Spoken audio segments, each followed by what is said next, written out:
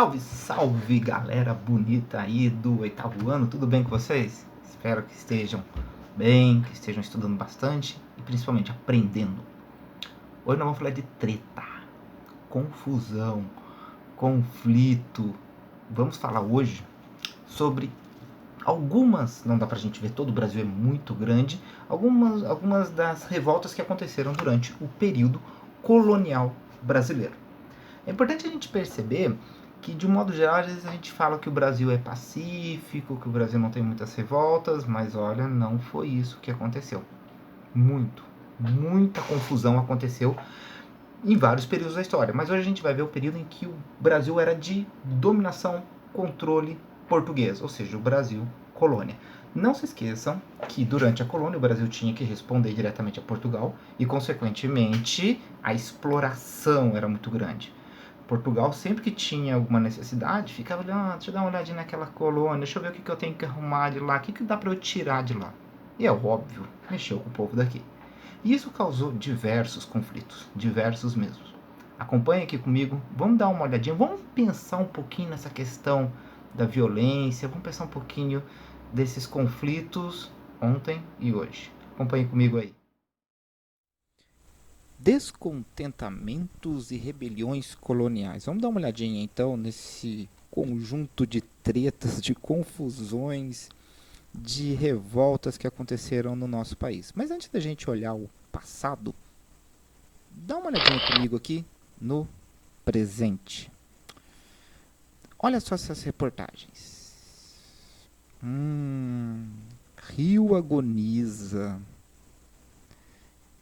Tiroteio em escolas, né? Mortes em ataques numa escola em São Paulo. Olha aqui, violência e crime, a culpa é do pobre. Visão aqui. Olha no campo de futebol, violenta batalha entre adeptos de times distintos. Olha aqui, em 45 dias, Belém tem 100 homicídios.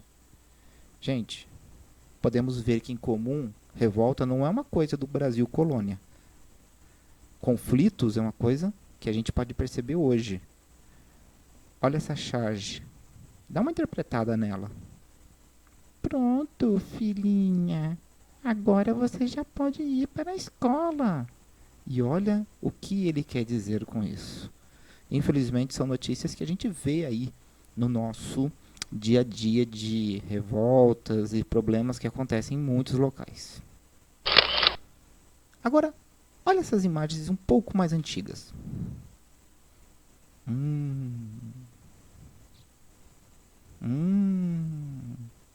Olha só. Com certeza coisas que vocês já estudaram, já viram, já têm uma noção que mostra que o presente, ele muitas vezes, ele é fruto e consequência de um passado. Então, falar de revolta não é falar apenas do que aconteceu lá atrás, é entender um pouquinho do que acontece hoje. Muitos dos movimentos que acontecem por lutas por melhores condições, liberdades, direitos, são coisas que já começaram há muito tempo atrás. É isso que a gente vai ver. Quando começou esses movimentos de um modo geral? Analisem comigo aqui, nós vamos dividir as nossas revoltas basicamente em três. Em especial, as que nós vamos chamar de nativistas. E aí a gente pode ver algumas revoltas como Beckman, Conjuração do Nosso Pai, Mascates, Emboabas, Revolta de Felipe dos Santos. Esses conflitos, de um modo geral, eles retratam questões locais, questões em que se busca um pertencimento ao local. Não estou falando ainda de brasileiros. Revoltas como o que aconteceu aqui em São Paulo, chamado Aclamação de Amador Bueno, eram movimentos que estavam ligados diretamente ao pertencimento a São Paulo, Minas, Pernambuco, Olinda, Maranhão. Eles não se sentiam brasileiros, mas se sentiam paulistas, mineiros, pernambucanos, maranhenses, entre outros. Ainda não existia essa visão de ser um brasileiro. Por outro lado, nós também vamos estudar alguns movimentos que foram chamados de separatistas, ou seja, que tinham o objetivo de se separar de Portugal, onde que a intenção era uma certa independência. Não vou falar de independência do Brasil, mas independência do local. Um exemplo bem claro é a Inconfidência Mineira e a Conjuração Baiana. São dois movimentos de luta por liberdade. É um pouco diferente aqui, que tem uma luta por liberdade local, no sentido de ter mais independência, de ter mais qualidade de vida. Eles não estão querendo se separar do Brasil. Aqui não. Aqui já quer se separar do Brasil. Então vejam, tem uma diferença entre essas duas. As nativistas têm caráter local, nativo. E as separatistas, como o nome diz, se separar. Além disso, nós vamos ver também que haviam as revoltas dos africanos. Um exemplo bem claro é o Quilombo de Palmares. Como o Quilombo nada mais era que um local onde os negros se refugiavam, eles acabavam sempre buscando melhores condições e uma luta contra a escravidão. Então, o primeiro ponto importante é esse, é entender que as revoltas podem ser organizadas em separatistas, queriam se separar do Brasil, de Portugal, nativistas, com uma visão muito mais focada num caráter local, econômico, né, de evitar ou diminuir a exploração da colônia, e de resistência dos africanos que aqui estavam trabalhando. Quando a gente fala então dessas rebeliões, como eu disse para vocês, nós vamos ter diversas. Falando de uma maneira mais ampla, vamos ver algumas delas. Selecionei algumas para vocês entenderem esse caráter local, como eu disse. Vamos primeiro ver as nativistas, tendo o objetivo de diminuir essa exploração da colônia. Dentro de uma ordem cronológica, vamos começar aqui com a conjuração do nosso pai, que aconteceu em Olinda. Lembrando que Pernambuco, a capital, a sede era Olinda. E havia um governador que ninguém gostava dele, Mendonça Furtado. Ele era arrogante, ele era uma pessoa que visava muito os seus interesses, os interesses dos seus grupos, e isso causou uma insatisfação muito grande da população local. E aí, perante isso, tinha uma data religiosa chamada o Dia do Nosso Pai, onde que os doentes faziam procissões, os pobres, né, eles recebiam esmolas, e o pessoal saía rezando por eles. No meio da procissão, os doentes não eram doentes, eram grupos da colônia que, descontente com a administração desse Mendonça Furtado, se disfarçaram de doentes, capturaram o Mendonça Furtado e mandaram de volta no primeiro navio que tinha para Portugal. As coisas aqui no Brasil depois vão melhorar porque o rei percebeu que o cara é tão chato, que ele foi expulso do Brasil para Portugal, e em Portugal não aguentaram ele e mandaram para as Índias, para vocês terem uma ideia. Ó, isso que é ser chato, hein? Consequentemente, colocaram um cara mais aliado da elite lá em Olinda, e as coisas se acalmaram. Mas mostra uma revolta, um movimento do povo aí contra uma liderança. Um outro momento, já em São Paulo, chamado Aclamação Amador Bueno. O que acontecia, gente? O Brasil tinha acabado de sair de domínio... Portugal tinha acabado de sair de domínio espanhol. E aí, qual era o medo da população aqui de São Paulo? Que Portugal, voltando a ter o seu rei, não pudessem mais escravizar os índios. E aí, com base nisso, houve um movimento para que tivesse um líder, fosse uma pessoa influente, para poder fazer esse movimento de São Paulo contra uma possível diminuição da exploração dos índios. Olharam, viram quem é que poderia dominar, quem é que poderia ser o nosso chefe. Viram que tinha um irmão de um bandeirante, que era Amador Bueno. E ele foi nomeado, aclamado, o rei de São Paulo. Só que o cara não quis esse título para ele. Ele falou: eu enfrentar o rei é ruim, quero não. E consequentemente, depois de um tempo, depois da recusa dele, E Portugal, vendo e entendendo o lado dos bandeirantes, permitindo inclusive a escravidão dos índios aí, chegou a acalmar um pouco os ânimos na província e a revolta foi abafada. Mas percebam, houve também uma movimentação contra as ordens que poderiam vir da colônia. Um terceiro movimento muito famoso é a Revolta Beckman, que aconteceu no Maranhão. Essa revolta, ela ficou muito famosa por conta de dois irmãos, os irmãos Beckman, Manuel e Thomas Beckman, que lideraram uma revolta por conta da dificuldade de mão de obra. Escravo era muito caro, não podia escravizar os índios, e aí estavam se revoltando para ver como é que eles iam conseguir uma mão de obra. E esses comerciantes, liderados por esses irmãos, viram que tinham que fazer agitações e revoltas contra a metrópole, ou seja, contra Portugal, que também não valorizavam seus produtos. Esse movimento foi abafado pela pela metrópole, por Portugal, que acabou prendendo os irmãos e acabando com o conflito. Mas veja, o que mais uma vez é o grupo se organizando, mais uma vez é a população da colônia se unindo contra as ordens e os desmandos que vinham da colônia.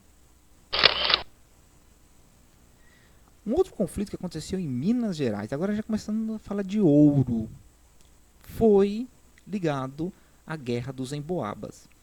Quando o ouro foi descoberto pelos bandeirantes, havia uma dúvida muito grande se o ouro iria pertencer a quem descobriu ou a quem pertenciam as terras. No caso, os bandeirantes tinham encontrado, só que aquele território era português. E aí, perante esse conflito, houve uma guerra. Morreu muita gente. E os emboabas, que eram como os portugueses eram chamados, eles andavam com uma espécie de plumas, penas nas botas, e aí eles chamavam de emboabas na língua tupi, acabou fazendo com que os portugueses fizessem a separação de Minas, Rio de Janeiro e São Paulo, porque antes era tudo uma coisa só. Os bandeirantes foram expulsos, inclusive eles foram procurar ouro no centro-oeste, e os portugueses perceberam que eles tinham que ter um controle maior da região das Minas Gerais. Isso vai ter consequências lá na frente. A gente vai ver em cenas de próximos capítulos. Outra revolta muito famosa é a Guerra dos Mascates. Mascates são comerciantes. Recife estava crescendo muito, estava se desenvolvendo muito, principalmente por conta do comércio. Só que esse comércio crescente desagradava muito a Olinda, que era a capital, que era o centro, e que tinha os senhores de engenho, que eram os produtores lá de cana-de-açúcar. Então veja, nós temos de um lado os comerciantes recifenses crescendo e do outro lado os senhores de engenho de Olinda que não estavam gostando desse crescimento dos mascates, dos comerciantes.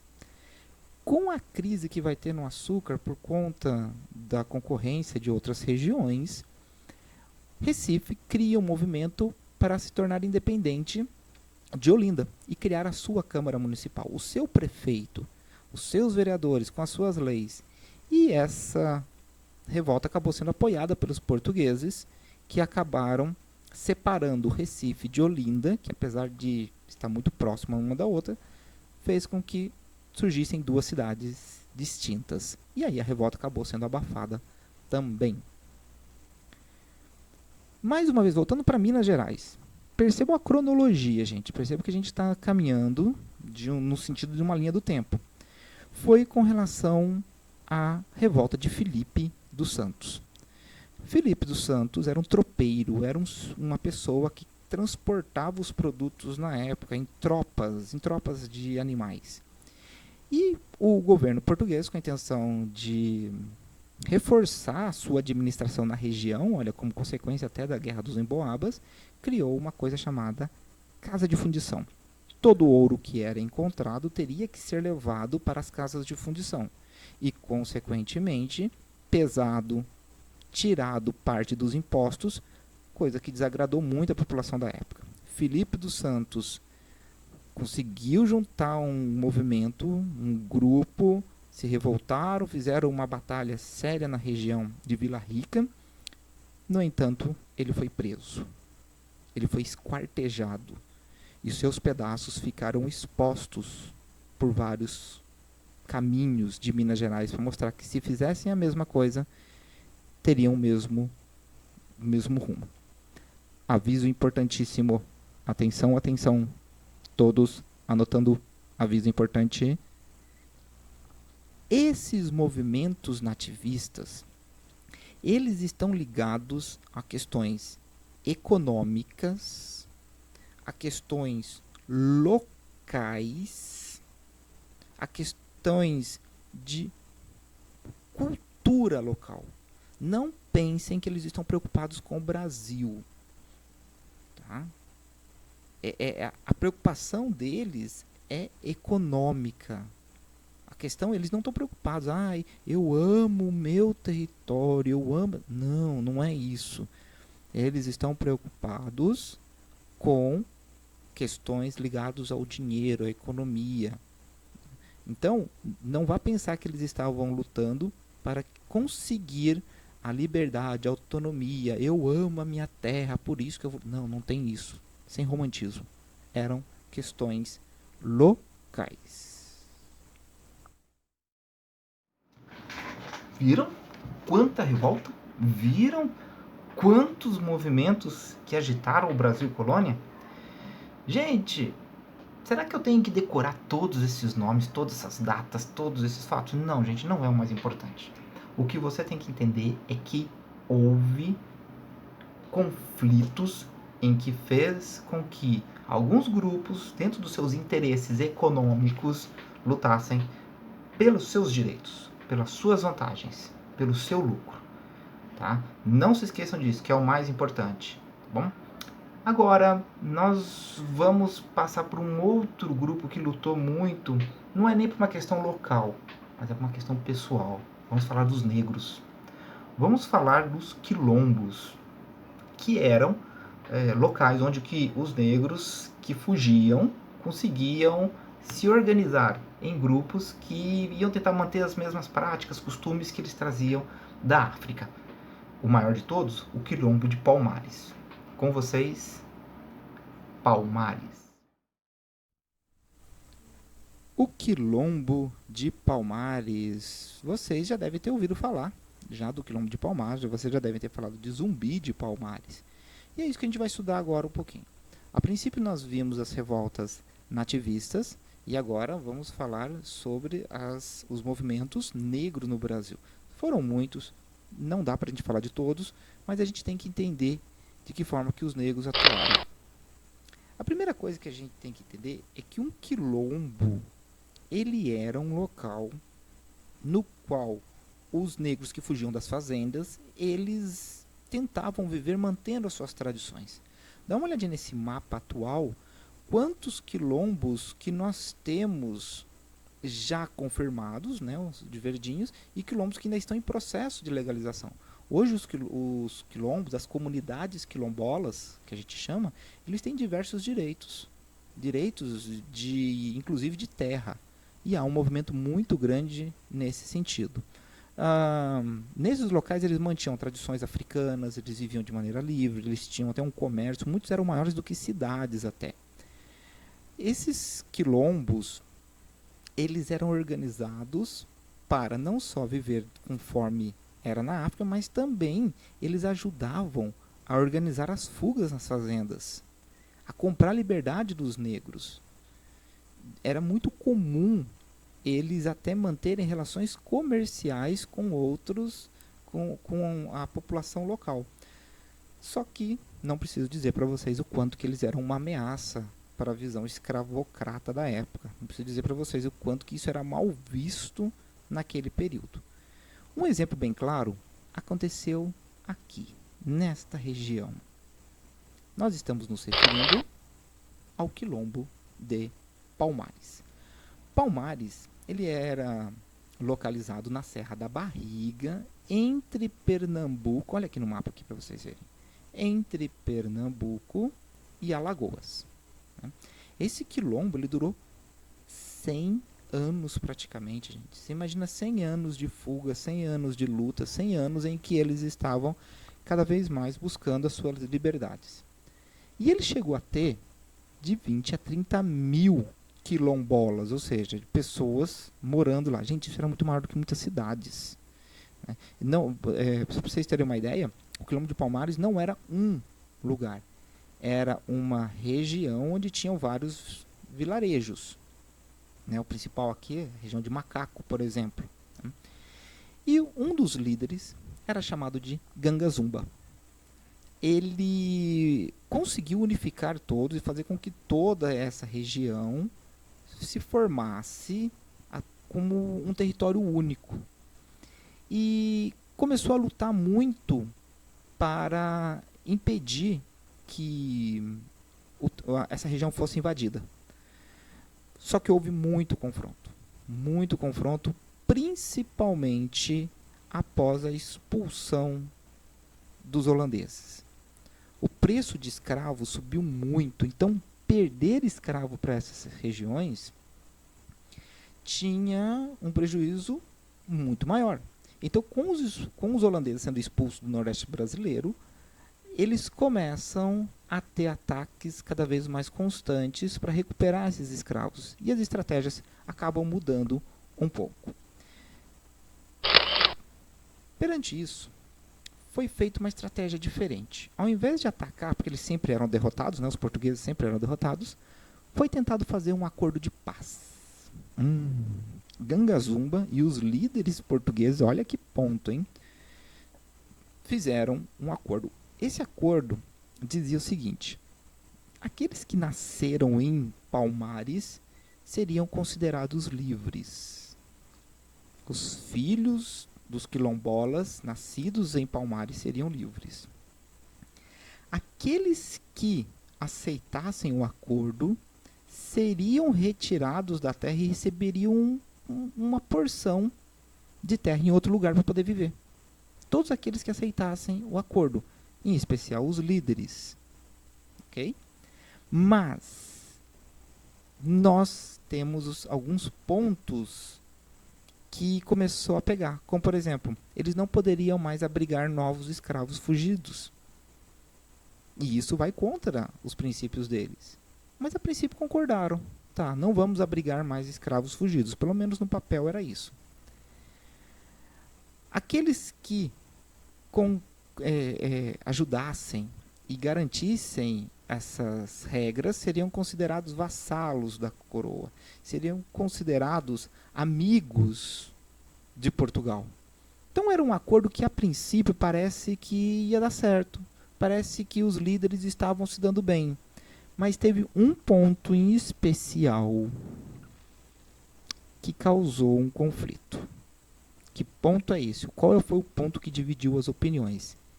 Era que os escravos fugidos deveriam ser entregues às autoridades coloniais e encaminhados para os seus antigos donos. Quer dizer, os filhos estão livres, os líderes receberiam terras e ficariam tudo na boa. Não abrigariam escravos e seriam amigos de Portugal, mas e a população? Deveria ser devolvida? A princípio, Gangazumba tinha concordado com isso, mas isso causou uma divisão dentro deles, dentro do próprio território.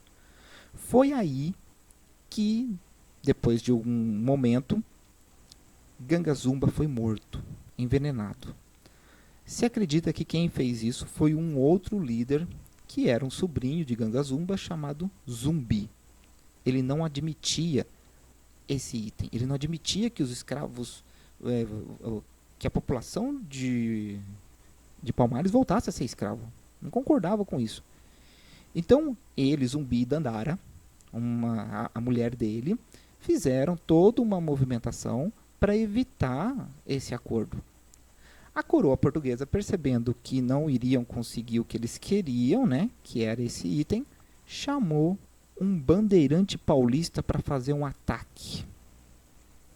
Domingos Jorge Velho, um bandeirantes especializado em atacar índios, especializado em capturar povos. O cara era tão bruto, para vocês terem uma ideia, que ele não falava a língua portuguesa. Ele precisou de tradutor. Ele falava o tupi-guarani.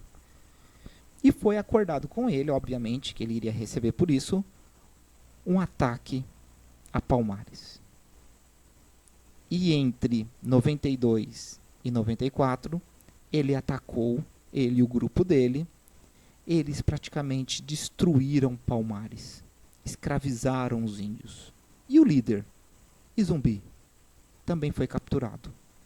E no dia 20 de novembro de 1695, numa emboscada, ou seja, armaram para ele foi capturado, decapitado, e sua cabeça foi levada até os portugueses para mostrar quem é que manda.